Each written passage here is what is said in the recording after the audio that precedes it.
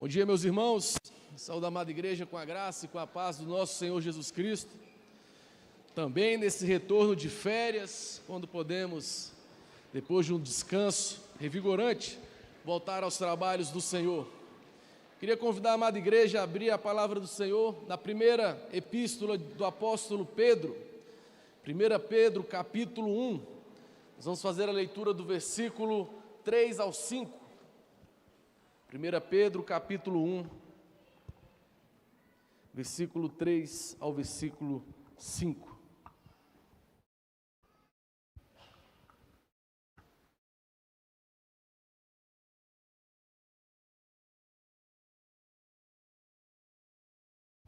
Diz assim a palavra do nosso Deus: Bendito o Deus e Pai de nosso Senhor Jesus Cristo, que segundo a sua muita misericórdia nos regenerou para uma viva esperança, mediante a ressurreição de Jesus Cristo dentre os mortos, para uma herança incorruptível, sem mácula, imacessível, reservada nos céus para vós outros que sois guardados pelo poder de Deus, mediante a fé, para a salvação preparada para revelar-se no último tempo. Os queridos irmãos, todos nós somos cheios de esperança, não é verdade? Há um ditado que diz que enquanto há vida, há esperança. Mas e se a esperança morrer? Que teremos de vida ou que vida restará? E é comum, quando falamos do tema esperança, ancorarmos as nossas esperanças em diversos itens à nossa volta. Muitos pensam assim, que quando finalmente eu conquistar algo, a minha vida vai ser tranquila, a minha vida vai ser plena e os meus problemas acabaram. Quando finalmente chegaram a quantidade de recursos específicos da minha família, a vida financeira será tranquila e boa e fará sentido. O conselheiro bíblico Paul Tripp faz uma advertência quando ele diz que quando coloco a minha esperança em alguma coisa, de algum modo anexo a ela o meu senso de bem-estar, a minha identidade, significado e propósito. Dessa maneira eu necessito que minhas esperanças se tornem realidade, porque tenho minha vida ligadas a ela. Mas quando a gente pensa a respeito de esperança, a gente pode ser franco e reconhecer que quando estamos envolvidos em algo, quando temos a nossa esperança depositada em algo, é comum algum tipo de decepção. Então a gente pensa assim: vou trocar de carro, esse está me dando muito problema, toda hora eu estou indo na oficina, vou trocar de carro, porque aí os meus problemas acabaram. Aí você troca de carro, compra um carro novo e pensa, agora vai.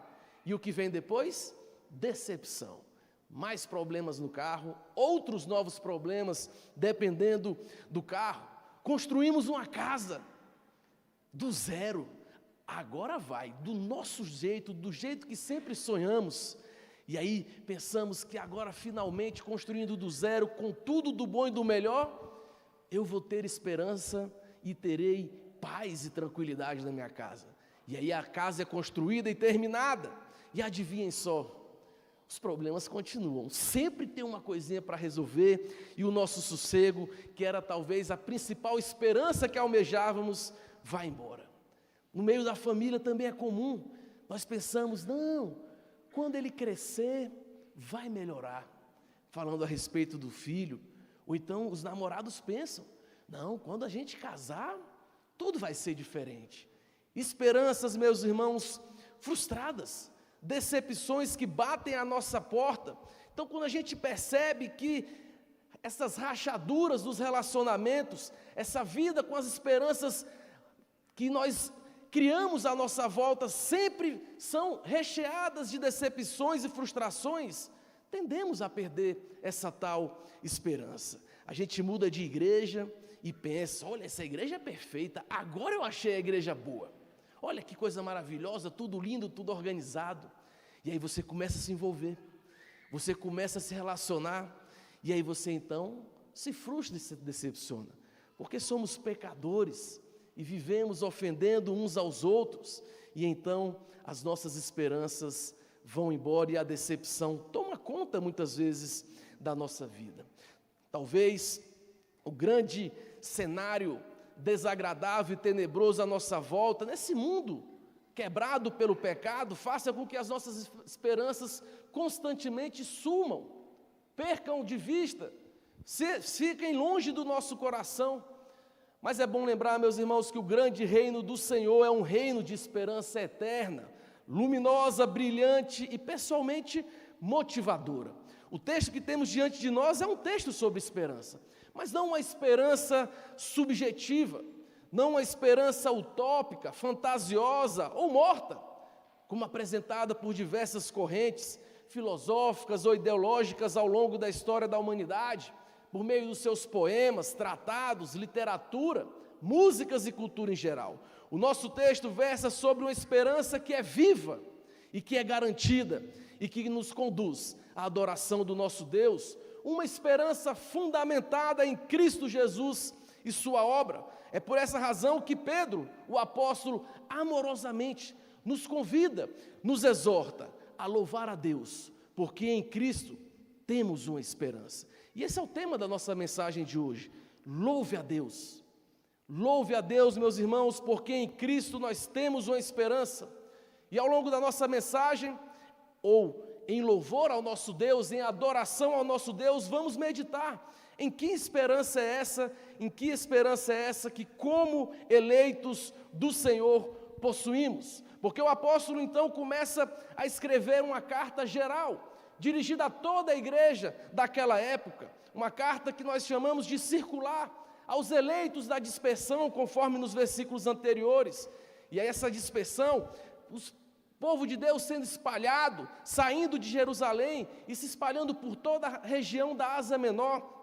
No versículo 1 ele diz: Ponto, Galácia, Capadócia, Ásia, Bitínia, por causa da perseguição do Império Romano, alguns comentaristas dizem, mas também por causa de perturbações locais, de pessoas que já expressavam aversão e ódio ao povo de Deus. E o objetivo do apóstolo é encorajar ao povo do Senhor em meio a essas provações e diversas dificuldades, buscando fortalecer a nossa fé, fortalecer a fé dos seus ouvintes, por meio da exposição do Evangelho de Cristo Jesus, exortando ao povo, para que eles pudessem viver de modo fiel, de modo digno do Santo Evangelho, em meio, apesar das provações e das dificuldades que eles enfrentavam. Por isso, louve ao Senhor, louve a Deus, porque em Cristo nós temos uma esperança.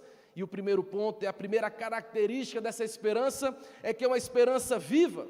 Veja o versículo 3, bendito Deus e Pai de nosso Senhor Jesus Cristo, que segundo a sua muita misericórdia nos regenerou para uma viva esperança, mediante a ressurreição de Jesus Cristo dentre os mortos. Aqui temos uma frase comum no meio teológico, que é a afirmação de que toda boa teologia deve começar e terminar com uma doxologia. Isso nos informa, meus irmãos, que toda prática teológica que é intelectualmente não doxológica, ela conduz a uma vida infrutífera, a um intelectualismo abstrato. E doxologia é um hino de louvor, algo central na vida cristã, algo que ocupa o cerne, o centro da verdadeira adoração. E assim que Paulo então inicia a nossa mensagem, bendizendo a Deus, em outras traduções, louvando a Deus. E ao se referir a Deus como Pai de nosso Senhor Jesus Cristo, ele enfatiza a obra do Senhor Jesus, ao trazer alguns nomes que apontam para isso, como Cristo, que era o Messias prometido, como Jesus, que é o Salvador, aquele que Yahvé salva, como Senhor, aquele que governa todas as coisas, já preparando o coração dos seus ouvintes por meio dessa linguagem pactual, para apontar para o relacionamento que eles tinham com Deus e Pai, pela mediação do Filho. E louvamos a Deus, ao nosso Deus Trino, por quê, meus irmãos? Porque devemos, em meio a dificuldades à nossa volta, louvar a esse Deus. Ele diz, porque Ele nos deu vida, porque Ele nos regenerou. Ao nos chamar à comunhão com Cristo, Deus nos dá um novo coração, uma nova vida. Regeneração, queridos, é uma importante doutrina cristã. E o texto diz que Deus, em sua misericórdia, em seu amor inabalável, nos deu um novo nascimento. Regeneração é isso, novo nascimento, uma nova vida espiritual. Eu, você, judeus, gentios, todos precisam da ação soberana de Deus, por meio do seu Espírito, para nos dar vida. Uma vida que não é meramente biológica, mas uma vida que soberanamente é iniciada pela vontade do Senhor sobre nós. E é bom enfatizar que quando nós falamos sobre regeneração, conforme R.C. Sproul diz, nós somos tão passivos como no nosso nascimento. Somos tão passivos como no nosso nascimento natural, porque afinal de contas, nada contribuímos para causar a nossa concepção no ventre das nossas mães. E infelizmente, no meio evangélico existe esse ensino de que precisamos primeiro ter fé para que depois venhamos a nascer de novo. Mas o nosso texto diz ao contrário. O nosso texto e a tradição da igreja e o ensino reformado diz o contrário. Diz que é a regeneração que provoca, é a regeneração que precede a fé. A nossa fé não é o que causa o nosso novo nascimento, mas o nosso novo nascimento que provoca e semeia a fé em nossos corações. Por isso, bendito seja nosso Deus e Pai. Louvado seja o nosso Deus e Pai, porque Ele nos regenerou para que experimentássemos uma viva esperança. Pedro continua e afirma que a base dessa regeneração para uma viva esperança é a ressurreição de Jesus Cristo dentre os mortos. Porque sem a ressurreição do Filho de Deus, a nossa regeneração não seria possível, a nossa esperança não seria viva, pelo contrário, ela seria morta. E Pedro, nós conhecemos a história do apóstolo, aquele apóstolo que negou ao Senhor Jesus, aquele apóstolo que ficou sem esperança após a morte do seu mestre, aquele apóstolo que ficou atormentado quando no dia seguinte o galo cantou algumas vezes. Mas Cristo Jesus não permaneceu morto. Ao terceiro dia, Pedro viu o túmulo vazio. Ao terceiro dia também, alguns dias depois, o Senhor apareceu a ele primeiramente, antes mesmo de se reunir com os demais discípulos. A esperança renasceu no coração do discípulo ao contemplar Jesus Cristo ressurreto. E esse mesmo homem, que teve um dia sua esperança definhada, agora nos convida a louvar ao Senhor, nos convida a louvar a Deus, porque a nossa esperança, mediante a ressurreição de Cristo Jesus, é uma esperança viva. Com a ressurreição de Cristo Jesus, uma nova era começou. Todos aqueles unidos a Cristo na sua morte e ressurreição, um novo dia raiou. É essa a razão, esse é o motivo do porquê a nossa esperança é diferente da esperança do mundo. A nossa esperança é uma esperança viva, porque à destra de Deus, o Pai, Cristo governa, até o dia que retornará, para fazer nova todas as coisas e consumar tudo à nossa volta, a começar de nós. Esse é o motivo, essa é a razão, porque temos uma esperança viva e olhamos para cima, não olhamos para as nossas circunstâncias, olhamos para cima e louvamos a Deus, o nosso Pai. Meus irmãos, que ensino importante temos diante de nós? Ao enfrentar provações, perseguições, dificuldades diversas em nossas vidas, qual deveria ser a nossa principal atitude? O apóstolo nos ensina: louve ao Senhor, louve a Deus, não murmuração, não reclamação, mas bendizer o nome do nosso Deus, porque é essa atitude, é essa esperança viva que fortalece os nossos corações mediante as dificuldades que precisamos enfrentar. Porque quando o coração está pesado, desanimado, quando temos uma semana difícil, enfrentando dificuldades nos diversos contextos que lidamos, escola, trabalho, ou mesmo na família, o apóstolo Pedro nos convida a louvar ao nosso Deus e Pai. Queridos irmãos, esse ensino do apóstolo Pedro é o que faz a liderança da nossa igreja insistir tanto para que você esteja aqui no domingo. Porque o desânimo faz você querer ficar em casa. A falta de esperança, a decepção faz você querer ficar em casa e se ocupar com outras coisas. Mas atender ao chamado do Senhor, se reunir com o seu povo em Assembleia Santa, louvar ao Senhor, adorar ao Senhor é o que vai fortalecer o seu coração, é o que vai tornar a sua esperança viva. Por isso, o povo de Deus, em meio às dificuldades, louve ao Senhor. Louve sempre ao nosso Deus e Pai. Doxologia é o que o apóstolo nos convida a viver, porque Deus, sendo rico em misericórdia por causa do grande amor com que nos amou, estando morto nos nossos delitos e pecados, nos deu vida, nos fez nascer de novo. Por mais trágica que seja a nossa vida, temos uma nova vida escondida em Cristo. Ele ressuscitou, nós iremos ressuscitar. Por mais difíceis que sejam os nossos dias, podemos louvar ao Senhor, porque Ele nos deu uma nova vida. Quando você for também conversar com um irmão, aconselhar um amigo no dia da provação, lembre-se disso. Ao invés de tentar resolver o problema primeiro, ao invés de tentar descobrir ali detalhes do que está certo, do que está errado, ajude-o a olhar para cima, ajude-o a contemplar o nosso Deus e Pai na pessoa de Cristo Jesus, bendizendo ao Senhor, porque é assim que a nossa esperança é vivificada, é assim que temos uma esperança viva do apóstolo Pedro, é o próprio Cristo nosso Senhor, e nós somos privilegiados por isso, meus irmãos, porque toda pessoa que não conhece ao Senhor Jesus é uma criatura sem esperança.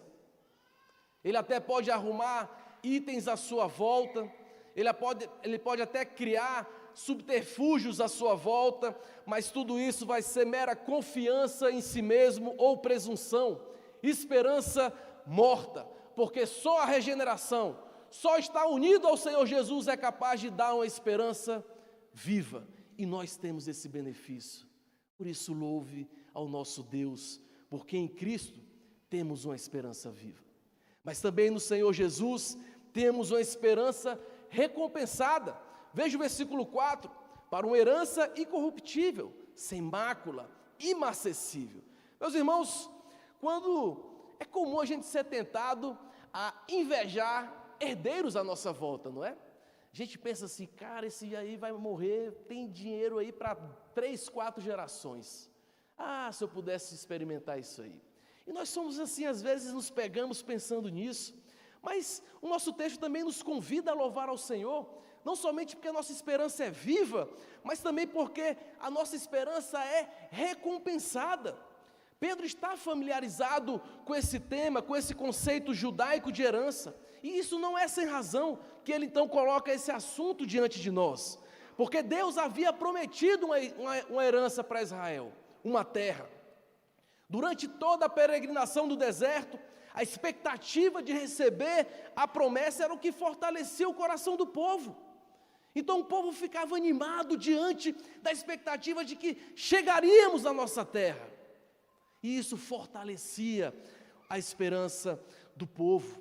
O apóstolo então faz um contraste e mostra que com a ressurreição do Senhor Jesus, a definição de herança então ganha um sentido superior, deixando de significar um pedaço físico de terra, apontando para algo mais excelente. É a esperança de que nós, como estrangeiros que peregrinamos por esse mundo, e o povo também que estava ouvindo essa mensagem, sem posses, seriam recompensados com uma herança sublime. E ele então passa a adjetivar essa herança com algumas características negativas. Começa dizendo que ela é incorruptível, indestrutível, que não pode perecer. E quando olhamos para o Antigo Testamento, a gente sabe que a terra de Israel foi diversas vezes devastada, destruída e inclusive desolada por inimigos. Ele também fala sem mácula, livre de contaminação, de sujeira, e a terra de Israel também foi contaminada, quando diversas vezes o povo violava a lei do Senhor, O profeta Jeremias diz: eu vos introduzi numa terra fértil, para que comesseis o seu fruto e o seu bem. Mas depois de terdes entrado nela, vós a contaminastes e da minha herança fizeste abominação. O apóstolo Pedro também fala sobre ela ser imarcessível, que não murcha, que não seca, que não desbota, que não desvanece, que é perene. O profeta Isaías também nos ajuda a entender um pouco essa ideia quando ele diz no capítulo 40, versículo 8, que as flores murcham, a grama seca, mas a palavra do Senhor e a herança dos santos nunca se esmaece. Eleitos do Senhor, mantenham a esperança, mantenham essa esperança viva, pois que Deus tem reservado para cada um de nós, para o seu povo, qualquer bem, posse ou herança terrena, é muito pequeno perto do que Ele tem guardado para a sua vida. Nada do que você venha conquistar nessa terra, nada do que você venha a ter nesse mundo se compara ao que está guardado para você, porque é algo perene, duradouro, eterno peso de glória. A nossa herança é celestial, ela está reservada no céu. E por diversos símbolos ao longo da Escritura, a gente vê vislumbres dessa herança. João, no seu livro do Apocalipse, fala sobre uma cidade de Deus, e ele começa então a descrevê-la com palavras tão bonitas que saltam ao nosso coração, mas nenhuma delas contempla a plenitude dessa herança reservada e a ser revelada no último tempo, quando Cristo Jesus retornar. Por isso, mantenha a sua esperança viva, porque você será recompensado. É interessante notar que dessas distintas utopias humanas, de fantasias e ficções, eles buscam sempre ter um cumprimento de promessas, de esperanças, que só são coisas também futuras, distantes.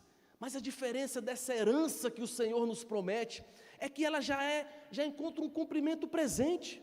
É uma esperança recompensada no presente e que você também será plenamente consumada no futuro. Números no capítulo 18, versículo 20, Moisés diz assim: disse também o Senhor a Arão: na sua terra herança nenhuma terás, e no meio deles nenhuma porção terás. Eu sou a tua porção e a tua herança no meio dos filhos de Israel. Que palavra maravilhosa, meus irmãos. Que recompensa maravilhosa nós temos. Louvamos a Deus porque em Cristo temos uma esperança que é recompensada. E a nossa esperança é o próprio Deus, Cristo Jesus em nossas vidas. E nós já podemos usufruir dela hoje, num relacionamento íntimo, numa comunhão, numa união com esse Cristo ressurreto. Querido, se sua esperança para lidar com as aflições dessa vida está na mudança de circunstâncias, você será decepcionado. Se sua esperança está nas coisas desse mundo, o que lhe aguarda é frustração. Mas se sua esperança está em Cristo, e também se resume a ter problemas resolvidos, você vai se decepcionar. Porque os ouvintes de Pedro lidavam com diversas provações e perseguições. Certamente muitos já haviam perdido seus bens ou estavam perdendo suas propriedades. O apóstolo então conduz os olhos desses homens, conduz o coração desses homens, não para as circunstâncias à sua volta, mas para olhar para o alto, louvando a Deus, porque temos uma viva esperança que será recompensada. Cristo Jesus é a nossa grande herança. O seu coração não precisa de mais dinheiro, o seu coração não precisa de um casamento, o seu coração não precisa de um concurso público, o seu coração não precisa de bem-estar. Todos os nossos problemas foram resolvidos porque temos Cristo Jesus em nossas vidas. Essa é a nossa grande esperança. E é como cantamos no hino: se temos de perder famílias, bens, prazer, se tudo se apagar e a morte enfim chegar, com Ele reinaremos. Jesus Cristo irá recompensar a sua viva esperança que Ele mesmo gerou em nossos corações, meus irmãos. E que Ele possa graciosamente recompensar, dando de si mesmo hoje, para que o seu coração seja fortalecido em meio às dificuldades que você enfrenta. Louve a Deus, porque em Cristo temos uma esperança que é viva, temos uma esperança que é recompensada e temos uma esperança que é garantida. Versículo 5, pois sois guardados pelo poder de Deus, mediante a fé para a salvação preparada para revelar-se no último dia. Pedro então agora reforça algo aos nossos corações. Ele afirma que a nossa esperança é viva, recompensada, mas também diz que ela é garantida pelo próprio Deus. Visto que somos guardados pelo poder de Deus, nós somos blindados por Deus.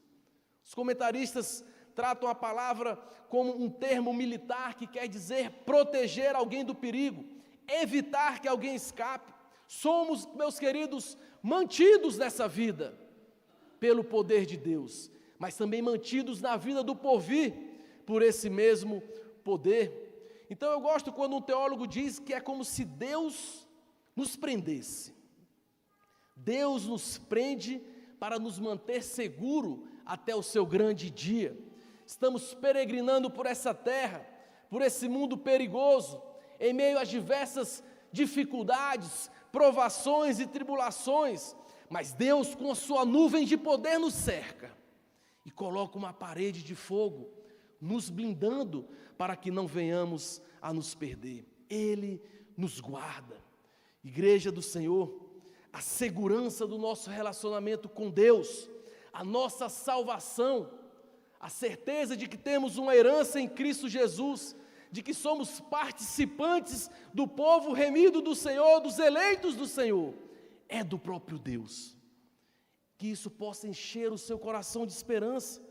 Louve ao nosso Deus e Pai, porque é Ele que, mediante o seu poder, aquele mesmo utilizado para criar todas as coisas a partir do nada, aquele mesmo utilizado para realizar milagres sem medida, aquele mesmo para realizar um nascimento virginal, aquele mesmo para realizar uma ressurreição dos mortos, é esse poder que guarda a sua vida nesse mundo. Daniel Doriani, um teólogo presbiteriano, comenta que a simetria é perfeita. Deus guarda a herança para nós e nos guarda para a sua herança. Ele guarda o tesouro para nós e nos protege para que possamos desfrutar desse tesouro adequadamente. Aqueles a quem Deus elegeu certamente perseverarão até o fim e serão eternamente salvos. Essa é a doutrina tão cara para a teologia reformada da perseveração dos santos.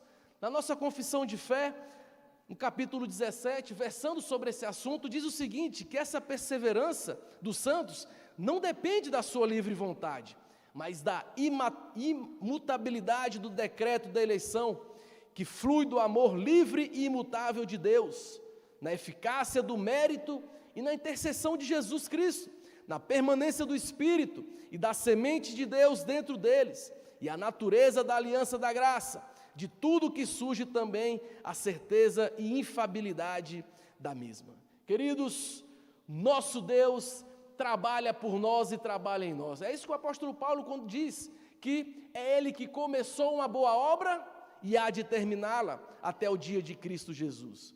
Você quer uma vida de doxologia que louve ao Senhor, que independe das circunstâncias à sua volta, onde a sua esperança é viva, onde você tem certeza de que receberá como recompensa uma herança nos céus, que é o próprio Cristo, segura, certa e garantida pelo próprio Deus.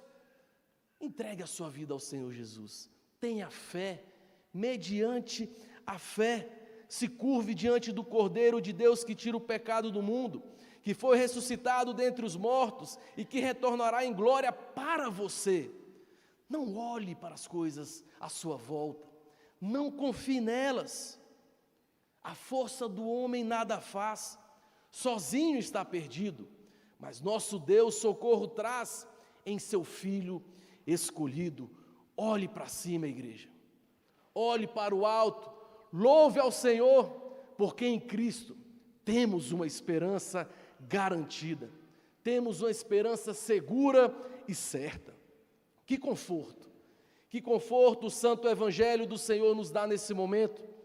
Saber que apesar do nosso pífio desempenho, saber que apesar das nossas fraquezas, saber que apesar das nossas faltas, dos nossos pecados, Ele é quem irá nos guardar, Ele é quem irá nos segurar, Ele que pelo seu próprio poder irá nos garantir comunhão com Ele e uma vida eterna. Por isso tenha esperança, não em você e na sua força, mas em Cristo Jesus, nosso Redentor.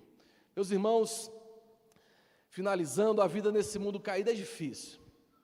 A gente olha as coisas à nossa volta, tudo parece que vai desandar. A gente percebe que as coisas não estão como deveriam estar. Tudo fora de controle e prestes a desmoronar. E aí no desespero, muitas vezes duvidamos da bondade do Senhor, duvidamos das promessas do Senhor, duvidamos da nossa salvação e Deus parece distante e não se importar conosco. Mas ao invés de sucumbir à sua própria experiência, sucumbir ao seu próprio achismo, ao invés de se deixar levar pelas circunstâncias, louve ao nosso Deus e Pai, porque em Cristo temos uma esperança que garante que iremos ser preservados. Amém? Meus irmãos, Paul Tripp fala que a esperança no grande reino é sobre confiar a Deus o meu passado, presente, futuro, identidade, significado e propósito, e minha motivação para o funcionamento diário, repousando nele sem medo. Claro, ainda vou enfrentar as decepções da vida nesse mundo, mas não vou entrar em pânico, não vou correr e não vou desistir, porque o meu Deus está presente, mesmo em minha decepção, e Ele nunca vai mudar, porque a sua esperança, a esperança que Ele nos dá, é viva, é Cristo Jesus habitando em nós. Meus irmãos, louve a Deus em meio às dificuldades, porque em Cristo temos uma esperança que é viva, temos uma esperança que será recompensada com uma grande herança, e temos uma esperança que é garantida pelo próprio poder do nosso Deus. Amém?